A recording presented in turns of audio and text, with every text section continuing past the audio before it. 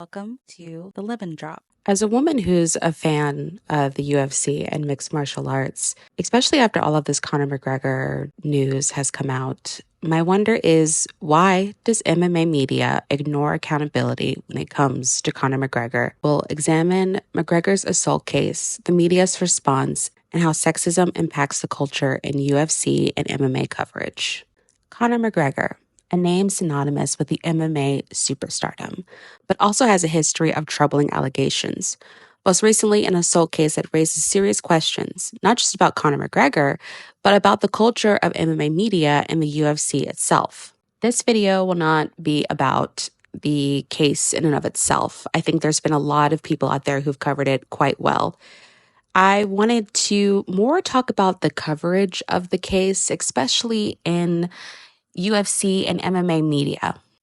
But to give a brief overview of the case against Conor McGregor, a civil court in Ireland ruled against McGregor in a sexual assault case, ordering him to pay damages to a woman who accused him of raping her in 2018 at a Dublin hotel. The woman claimed McGregor assaulted her after a night out, resulting in significant psychological trauma. McGregor denied the allegations and stated his intention to appeal the ruling. The victim faced years of public and media scrutiny since the allegations initially surfaced, though criminal charges were not pursued due to lack of evidence. Now, this is not the first and only time Conor McGregor has been accused of assault.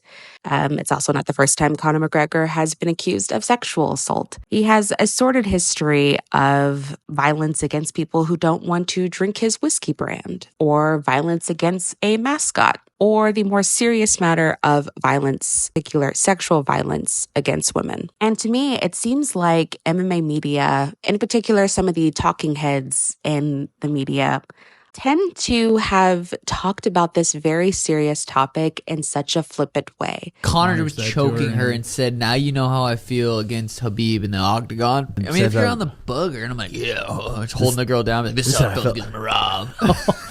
And it sucks because what if that girl is lying? Yes. Well, we have proof that she was down, sending pictures, sending sexual pictures. It's weird, to right? say a girl will not have sex when she's on her period is such bullshit. I'm sure you guys have feelings. Yeah, you're disgusting. Yeah. Dude, I think she's such a bullshit. A way that is always trying to give the accused more justification of why they didn't do it, as well as having this confusion between civil court and criminal court, as though if someone goes through civil court, that just means they want money, as though what happened to them isn't as serious because they're not going the criminal route. Which, in reality, a reason why someone may not go the criminal route is because maybe the prosecutors have chosen that there's not enough evidence for this to go to criminal court. And so going the civil route just means that this survivor or victim wants to name the person that did this to them by any means necessary. And sometimes that is the most impactful thing that a survivor and a victim can do. Tell people that this is the person that did this to me. A lot of the time, due to lawyer fees and all other things that having to pay for when going to court, the money that you get, that's money you win in civil court, really doesn't make that much of an impact. Now, I want to talk about how the MMA media, and particularly MMA media that covers a lot of things having to do with the UFC, tends to foster this sort of environment that makes statements like these okay. Now, let's be completely honest with the MMA audience. It's mostly male, and a lot of fighters, especially the male fighters, have expressed a lot of sexist and misogynistic things openly and proudly through talking in interviews or through their own private social media, through press conferences. And there's never any checks and balances because, one, again, it's a mostly male audience. And Dana has in the past stated how he wouldn't want his fighters to have to be pushed into being a certain way, thinking a certain way politically or socially. But in turn, again, that has fostered a pretty sexist environment within this community. So when talking about the non-checks and balances when it comes to sexism or non-care for female assault victims, let's start with the head honcho himself, Dana White. In 2023, a video was released of Dana White slapping his wife. Him and his wife were at a club. They were in an argument. She seemingly struck him first, and then he hit her back and then attempted to hit her again. We don't know if he was successful, but let's just say the video was pretty damning. And people were wondering what is going to happen with Dana White, right? Like, you are the head and the face of the UFC. What is going to happen? What kind of punishment is he going to face? Especially because in the past, Dana White has been pretty vocally against violence against women when it comes to domestic violence. But according to CNN, when Dana was asked whether he expects there to be repercussions from the company, White said, "What should the repercussions be? You tell me. I take 30 days off? How does that hurt me? Me leaving hurts the company, hurts my employees, hurts the fighters. It doesn't hurt me. What is my punishment? Here's my punishment. I have to walk around for however long I live, and this is how I'm labeled now. The punishment to deal with it." UFC parent company Endeavor would have made a loud statement by suspending White. Instead, the silence by Endeavor and ESPN, who, by the way, did interview Dana White, and the whole time it was allowing him to sort of like get away with it, saying, oh, he's such a good guy, allowing Dana White to make a full apology to the public and not really pressing him at all about the incident. But a suspension would have spoke volumes. Truthfully, the suspension may have been only normality, but it still would have displayed that there are concrete consequences in place for wrong actions. It also sets a horrible precedent in the event that fighters or other company employees make an error in judgment. Is it one set of rules here and another for everyone else? Especially in the double standard of fighters in the past who've gotten in trouble for domestic violence and now nothing happening to the head guy in charge. Now let's move on to the Greg Hardy situation. In January 2019, the UFC showcased how it handles domestic violence issues with an alarming lack of sensitivity. On January 19th, UFC on ESPN was held at the Barclays Center in New York, a significant event making the UFC's broadcast debut on ESPN. One of the featured fighters was Greg Hardy, a former NFL player with a troubling past, a conviction for assaulting a woman and making threats. Hardy's inclusion on the card was controversial enough, but he became even more problematic when paired with the presence of Rachel Ostovich, which hopefully I'm saying her last name right, another fighter on the same event. Just 2 months earlier, Ostovich had been brutally assaulted by her then-husband, Arnold Bearden, who attacked her for over 9 minutes, resulting in several injuries, including a broken eye socket. A chilling recording of the assault captured him threatening to kill her. Bearden received only 4 years of probation for this crime. Despite the contrasting narratives of the two fighters, the UFC placed them on the same damn card.